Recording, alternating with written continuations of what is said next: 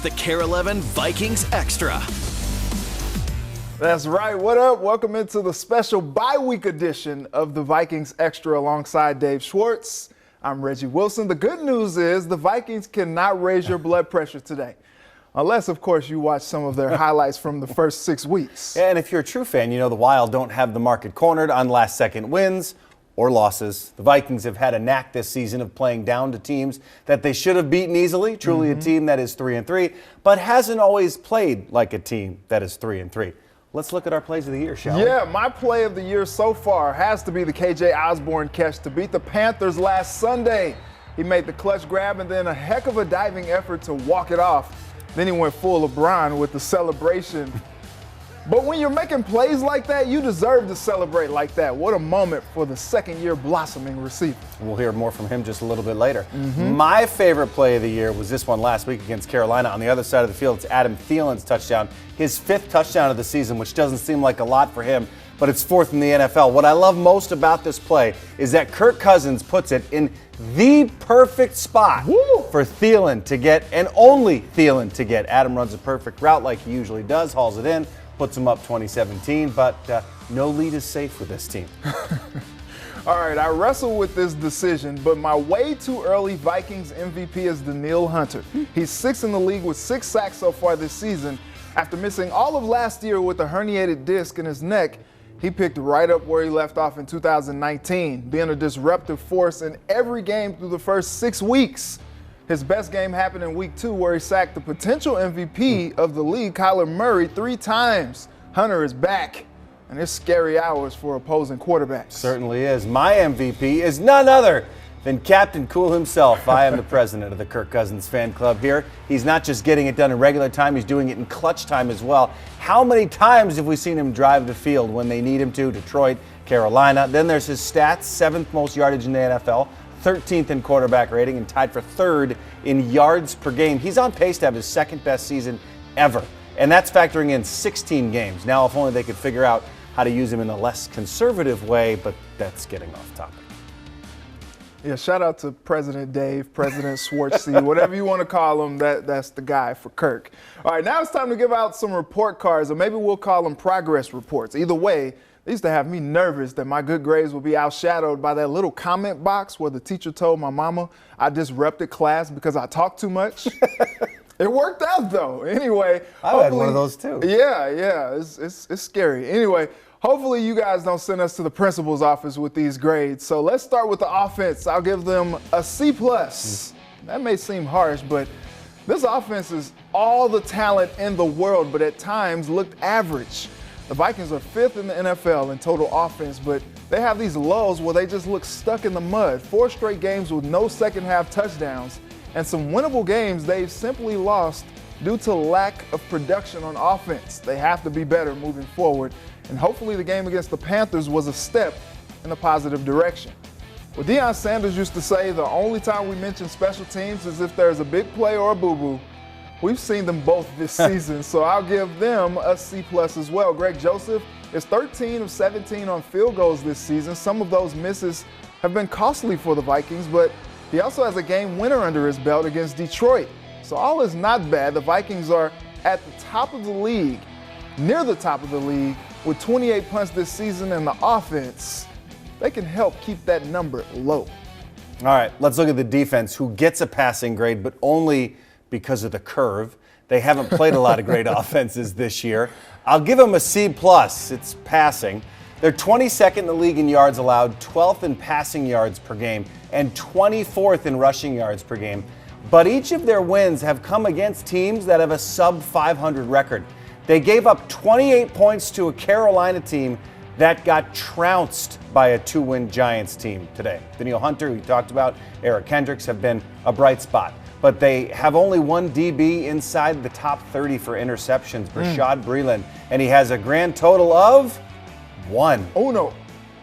Let's talk about the coaching. We're just going to go with a D-. There's no sugarcoating this one. The play calling has been suspect at best.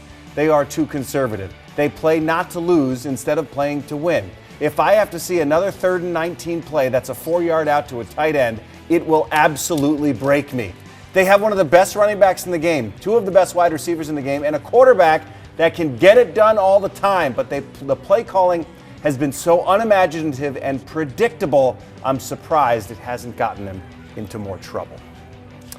They're coming off the bye week, of course, so that means maybe they could change that and get better. Vikings, Zimmer, by the way, his record coming off the bye week, 3-4, and we're going to talk about more on the state of Vikings inside this bye weekend edition of the Vikings Extra. We'll talk with Purple Insider Matthew Collar. Woo, Dave, off the top rope. All right, and I go one-on-one with Vikings receiver KJ Osborne in the midst of what could be a breakout season. He tells me what's different about his game in year 2.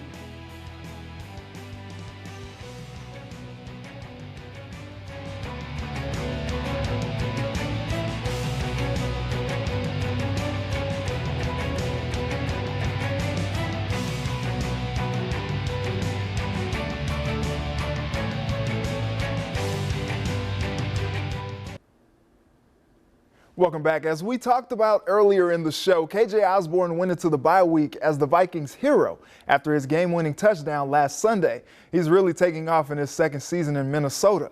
With COVID shutting down much of the fun of the Twin Cities last year, Osborne said he's finally settling in here. That's translating on the field, too.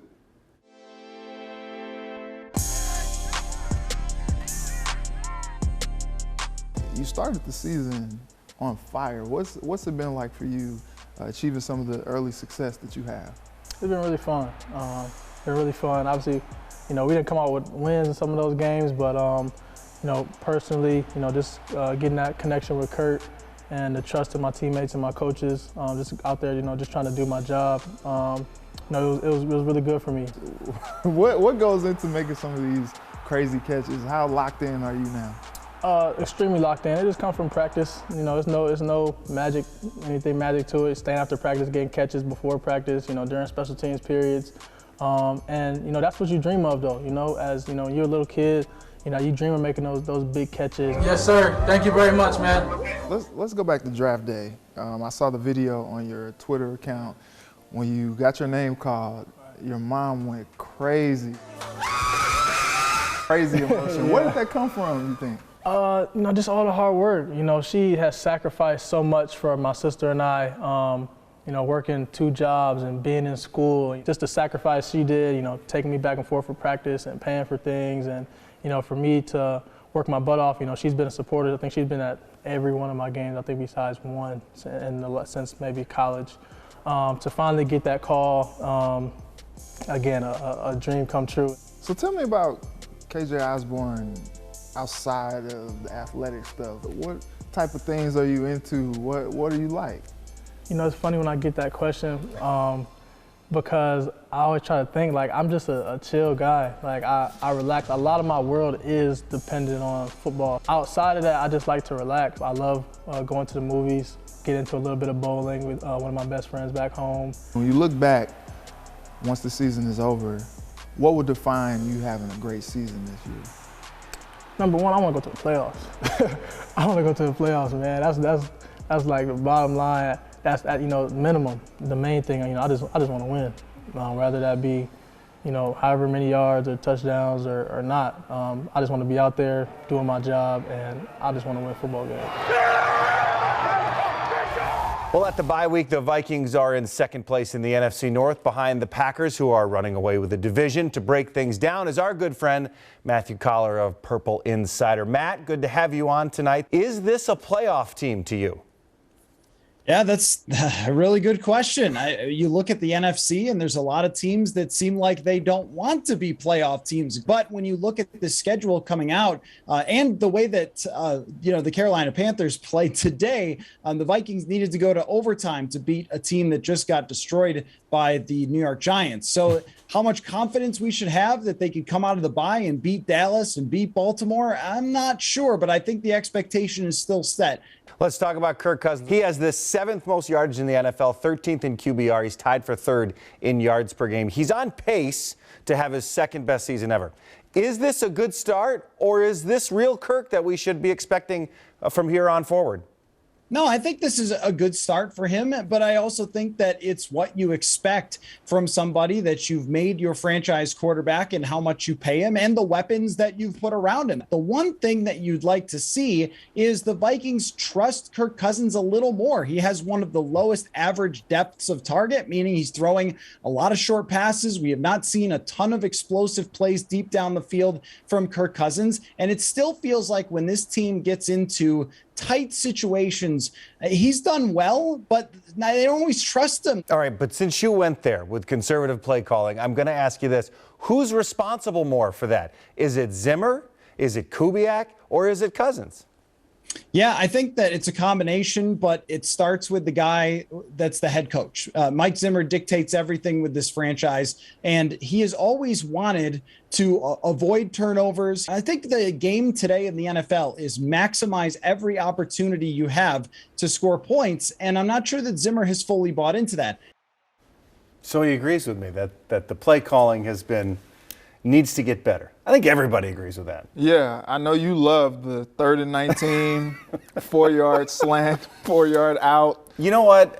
It's important to say that we all do critique them, and it's a tough situation. But yes, it is incredibly frustrating to see how easy it seems to look, so easy that you just go a different route. But obviously, in the game, it's a little bit different. And speaking of, they have a very tough game coming up right next week on our air against the Cowboys. Yeah, and it's going to be interesting because they're on a bye.